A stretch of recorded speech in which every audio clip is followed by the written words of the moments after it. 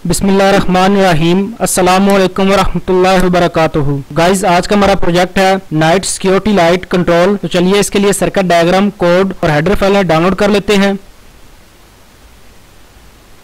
तो जिन्होंने अभी तक हमारे चैनल को सब्सक्राइब नहीं किया पहले सब्सक्राइब कर लें और साथ ही बेल आइकन को भी प्रेस कर दें ताकि लेटेस्ट वीडियो की अपडेट आपको मिलती रहे। तो चलिए अब फाइल्स डाउनलोड कर लेते हैं। इसका डाउनलोड लिंक आपको नीचे डिस्क्रिप्शन में मिल जाएगा, वहां से आप डाउनलोड कर सकते हैं। तो फाइल्स हमारी डाउनलोड होगी हुई हैं, तो यहां से आपने इनको शो इन फोल्डर कर लेना है। इसके बाद इसको ओपन करना है। इसके बाद यहां से एक्सट्रैक्ट विदाउट कंफर्मेशन कर लेना है। इसके बाद इसे क्लोज कर देना है और इस फोल्डर का नेम चेंज कर लेना है।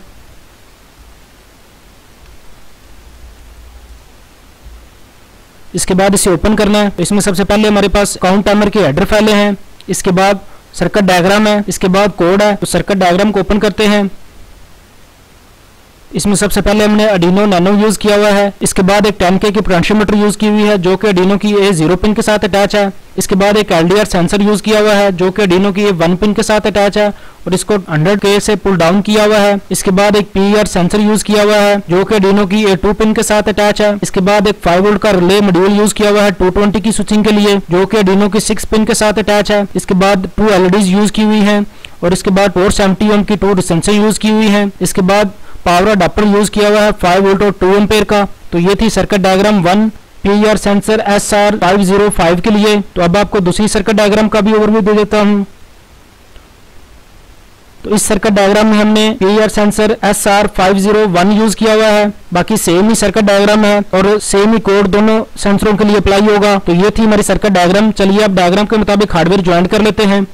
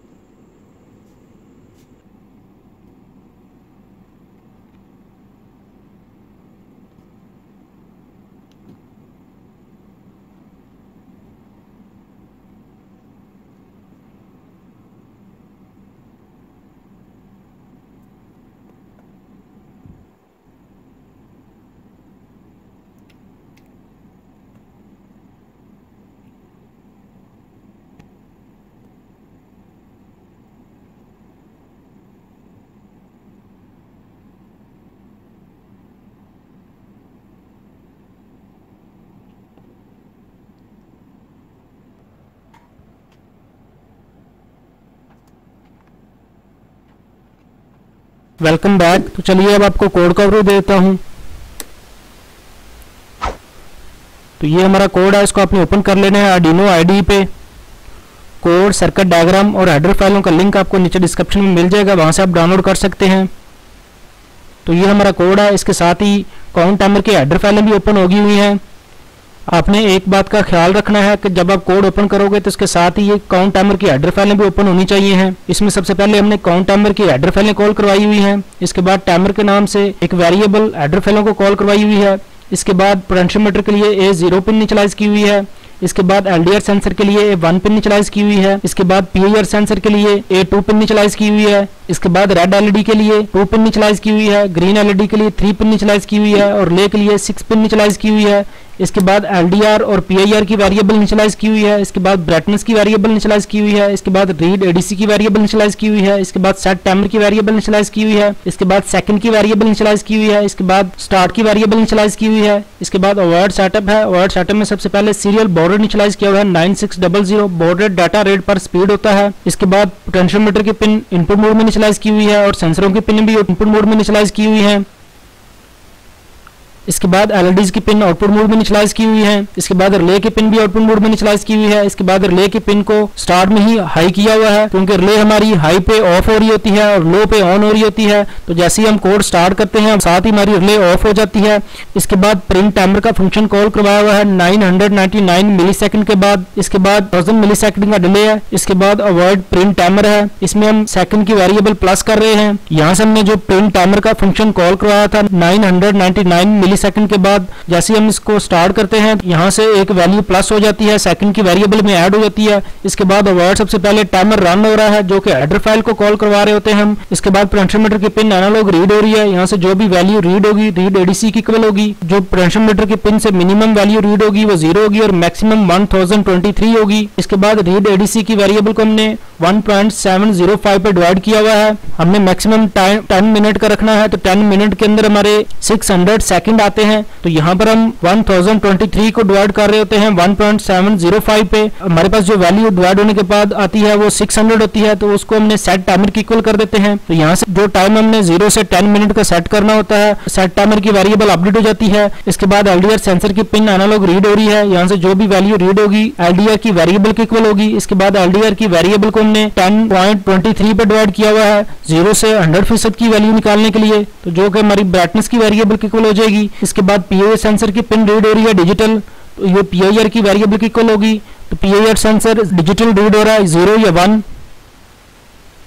इसके बाद टाइमर के नाम से सेट टाइमर की वेरिएबल सीरियल पे प्रिंट की हुई है। इसके बाद LDR सेंसर की वेरिएबल ब्राइटनेस के नाम से सीरियल पे प्रिंट की हुई है। इसके बाद PIR सेंसर की वेरिएबल सीरियल पे प्रिंट की हुई है। इसके बाद यहाँ पर हमने चेक लगाया हुआ है जैसे ब्राइटनेस की वैल्यू 40 से ड्रॉप होगी तो इसने स्टार्ट की वेरिएबल को 1 कर देना है, यानी कि जैसे ही अंधेरा हुआ PIR सेंसर है वो अपनी वर्किंग स्टार्ट करेगा। जैसे ही PIR के सामने कोई मोशन होगी तो टाइमर हमारा स्टार्ट हो जाएगा और जितना टाइम हमने पोटेंशियोमीटर से सेट किया होगा उतनी देर के बाद रिले ऑफ कर देगा। इसके बाद जैसे ही ब्राइटनेस की वेरिएबल 70 से ओवर जाएगी तो स्टार्ट की वेरिएबल को 0 कर देंगे, यानी कि रोशनी हुई LDR ने रोशनी रीड की तो PIR की वर्किंग स्टॉप हो जाएगी। इसके बाद यहाँ पर हमने चेक लगाया हुआ जैसे ही स्टार्ट की वेरिएबल 1 की इक्वल होगी तो रेड LED हाई हो जाएगी, यानी कि इंडिकेट हो रहा होगा कि LDR पे अंधेरा हो गया हुआ है। इसके बाद जैसे PIR की वैल्यू 1 की इक्वल होगी तो उसने सीरियल पे प्रिंट कर देना है मोशन डिटेक्टेड। इसके बाद ग्रीन LED भी ऑन हो जाएगी और इसके बाद रिले भी ऑन हो जाएगी। इसके बाद सेकंड की वेरिएबल 0 हो जाएगी।